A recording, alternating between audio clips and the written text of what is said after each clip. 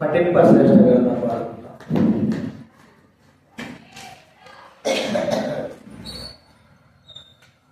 పఠింప శ్రేష్ఠ గ్రంథం బైబిల్, పఠింప శ్రేష్ఠ గ్రంథం బైబిల్, అనుదినము పఠించిన ప్రేమతోడ నడుపును ఓ పఠింప శ్రేష్ఠ గ్రంథము బైబిల్. దేవుని వాక్యం చూసుకుందా. మూడవ వర్తమానంలో మనము ఒక వాటను ఆధారం తీసుకుంటున్నాం. చెప్పగా మాట ఏదో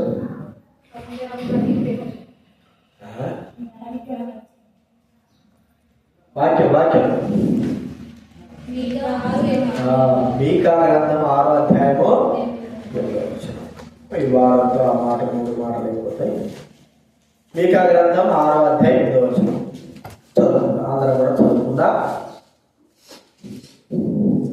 మీకా గ్రంథము 6వ అధ్యాయం 8వ వచనం. మనుషుడా, ఏది ఉత్తమమో అది నీకు తెలియజేయబడినది.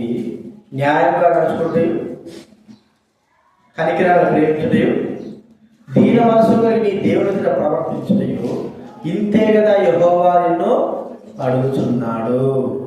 అలానే దీనంగా న్యాయం నడుచుకోవడం చూసినా, గత వారంలో కనికిరాలు చూసినా, ఈ వారంలో దీనంగా దీన మనసు కలిగి దేవుని ప్రవర్తించాలి. దీన మనసు కలిగి మనుషులు కాదు, మన దేవుని ఎదుట మనం దీన మనసు కలిగిన వారంగా ఉండాలి. బైబిల్ గ్రంథంలో ఉంది, ఎవడు దీనుడై నా మాట నేను వరకుచుండునో. చూడండి, యెషయా గ్రంథంలో ఆ మాట ఉంది. యెషయా గ్రంథం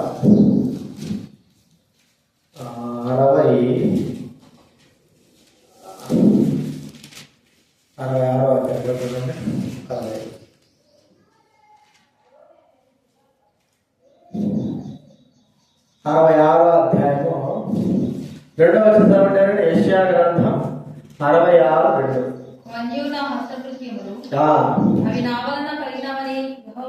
సెలవిస్తున్నాడు, ఎవడు దీనుడై నలిగిన హృదయ గలవాడై వారిని నేను దృష్టించుతున్నాను. దీనుడు కలిగి ఇంకేమన్నాడు?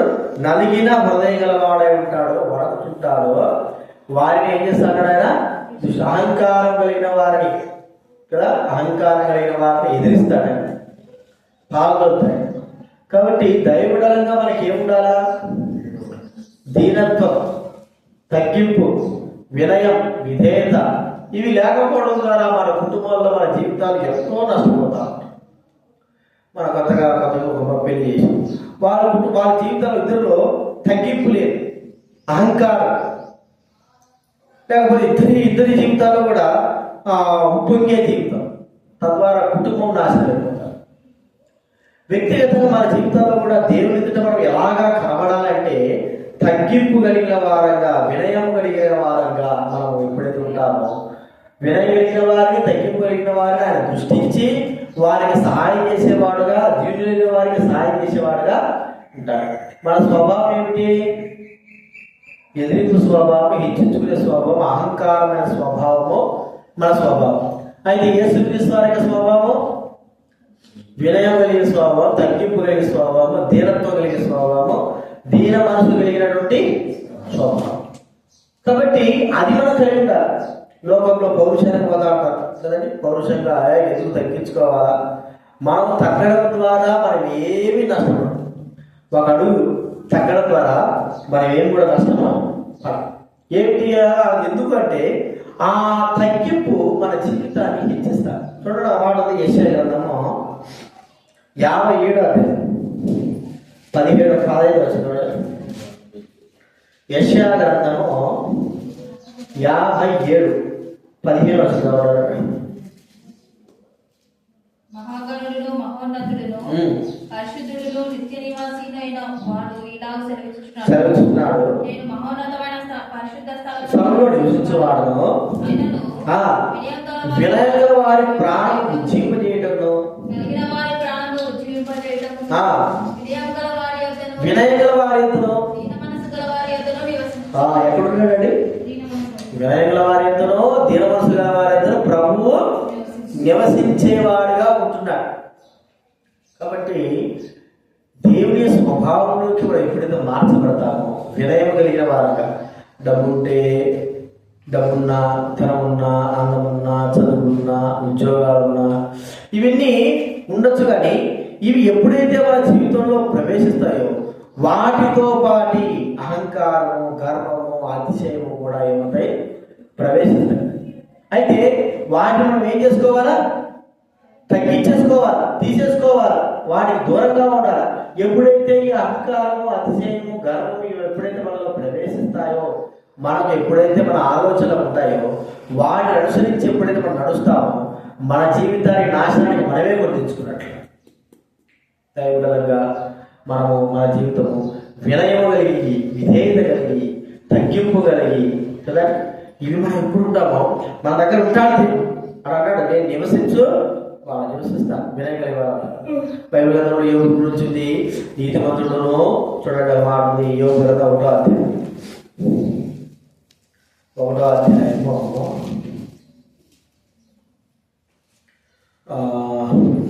చదవండి. 1వ చదవండి.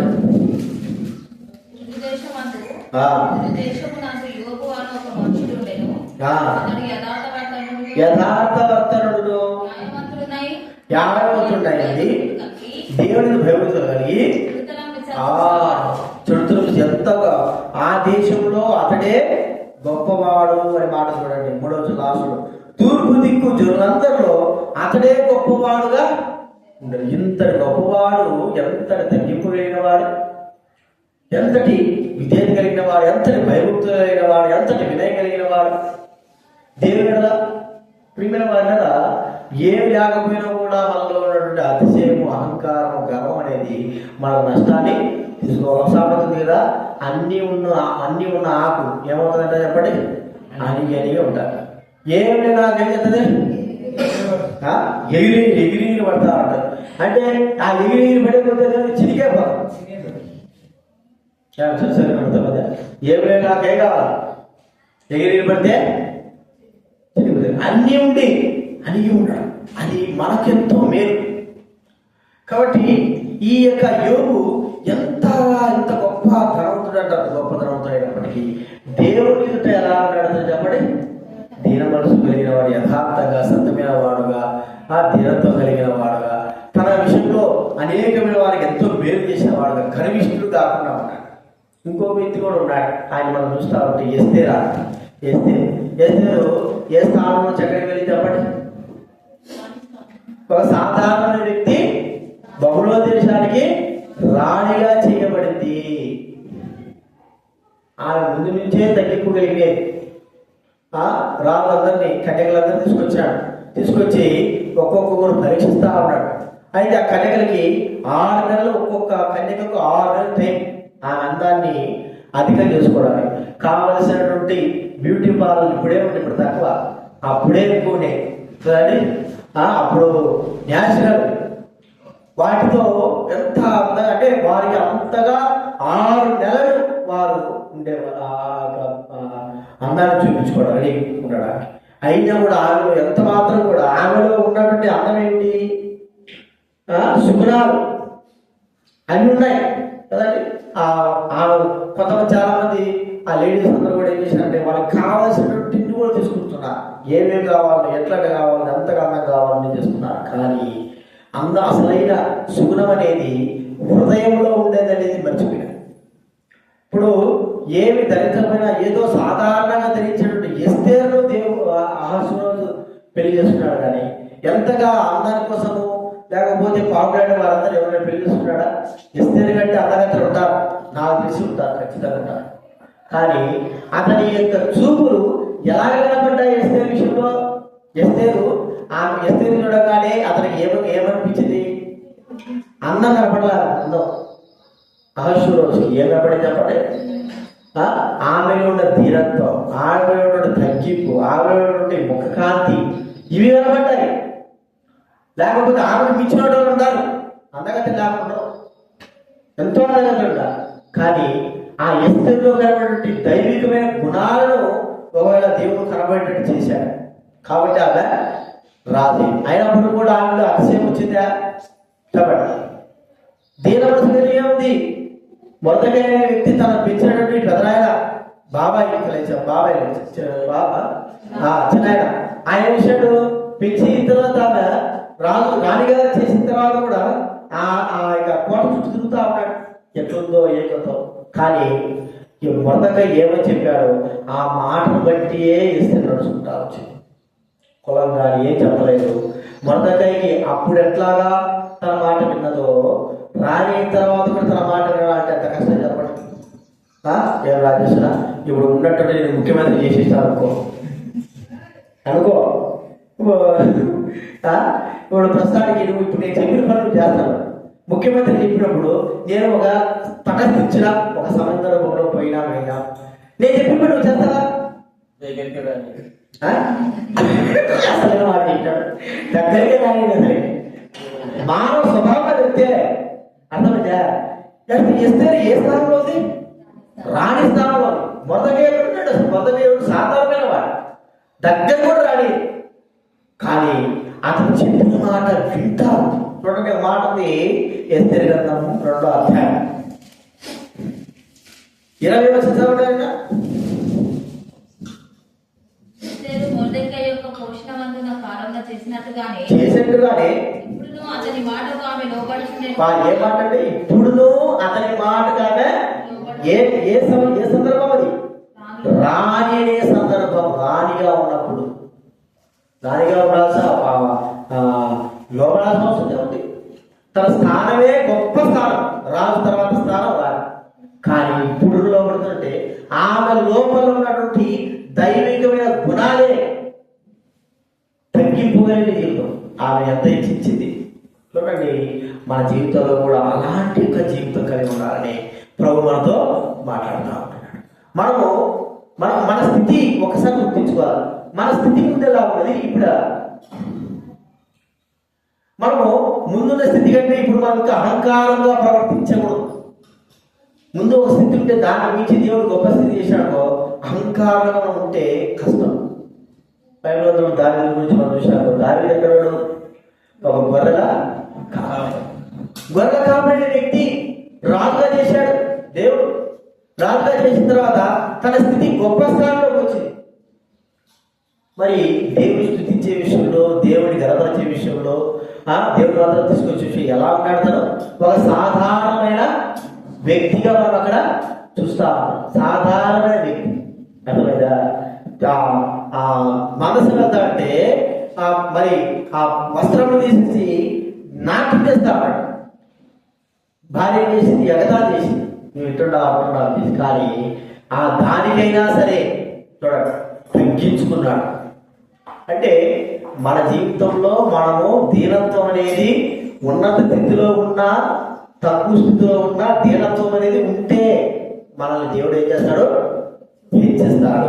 దీనులంగా ఉన్నాడు. దీనులు కలిగి నీ దేవుని ఎదుట ప్రవర్తన. ఒక మాట చెప్పుకోవాలి, నేను వ్యర్థుడను, నేను ఏమి లేని వాడను.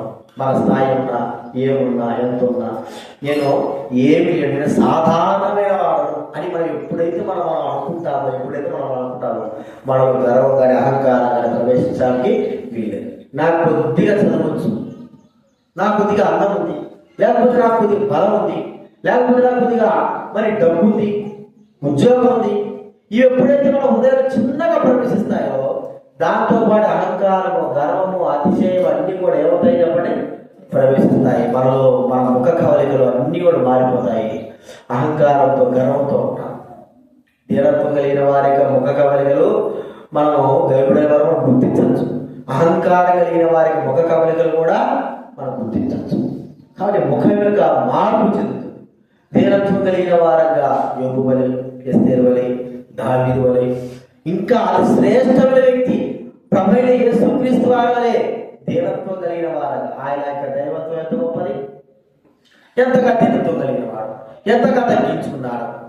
చూడండి ఎంత తగ్గించుకున్నాడు ఆయన దైవత్వం కలిగి. కాబట్టి అంత తగ్గించుకొని అంత దీనత్వం ఉన్నాడు కాబట్టి తండ్రి దృష్టిలో గొప్పవాడుగా చేయబడ్డాడు. కాబట్టి ప్రియమైన వాడు సాధారణ ఏం లేడు. వాడు ఏమి లేకపోయాడు, అహంకారం కలిగిన వాడు, గర్వం కలిగిన వాడు, అతిశయం కలిగిన వాడుగా, పొగరు కలిగిన వాడుగా, దుష్టుడుగా ఉన్నాడు. వాడులే మనం కూడా జీవించాలి. లోకం అట్టుంటారు, అహంకారం తగ్గాల వాళ్ళ కోసం తగ్గిందిగా కాలు మొక్కాలా, వాళ్ళని శరణించాలా, శరణార్థం కావాలా, చేతులు పట్టుకోవాలా, కాలు పట్టుకోవాలా కదండి. అహంకారంతో మాట్లాడే మన తప్పులున్నామని అన్నా కూడా అంత తగ్గించుకోవాల్సిన అవసరం ఉందా? చూడండి, ఇలాంటిగా మనం ప్రవర్తిస్తాం. కానీ మనల్ని మనం ఎప్పుడైతే దేవుడి ఎదురు తగ్గించుకుంటామో, దీన మనసు కలిగి జీవిస్తామో, దేవుడు మనల్ని ఏం చేస్తాడో బహుగా దీవించి ఆశ్రయించేవాడుగా ఉంటాడు. ఇలాగ ఉండడానికి కూడా ప్రభు మనకు సహాయము చేయడుగాక. చిన్న ప్రార్థన. ప్రేమగల తండ్రి, మీకు స్తోత్రాలు. దీన మనసు కలిగి మీ ఎదుట ప్రవర్తించే వారంగా సహాయం చేయండి, కనికరించండి. ప్రభావ మీ కృపను కోరుకుంటూ ముందు కార్యం దీవించవలసింది యేసు నామమున ప్రార్థించి వేడుచున్నాము తండ్రి. లేచినప్పుడు మనం పాట పాడుకుందాం, కాలు సమర్పించుకుందాం.